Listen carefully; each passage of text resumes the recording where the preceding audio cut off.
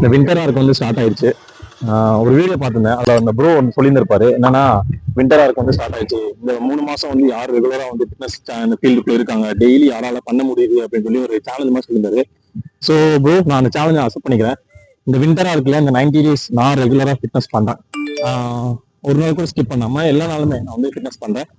அதுக்கு எனக்கு இந்த ஏ கிரவுண்ட் கோயம்புத்தூர் கோவில்புரத்தில் இருக்கு, அந்த ஏ கிரவுண்ட் எனக்கு யூஸ் ஆகும் அப்படின்னு நினைக்கிறேன்.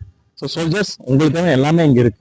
நீங்க வந்து என்ன பண்ண நினைச்சாலும் இங்க வந்து பண்ணிக்கலாம். லைக் ஃபுட்பால்லாம், கிரிக்கெட்லாம், ஃபிட்னஸ் பண்ணலாம், வாலிபால்லாம், எல்லா ஸ்பெசிலிட்டியுமே இங்க இருக்கு. அது மட்டும் கிடையாது, அத்லெட்டிக்ஸ் பண்ணலாம், வாங்க நான் சொல்லித்தரேன்.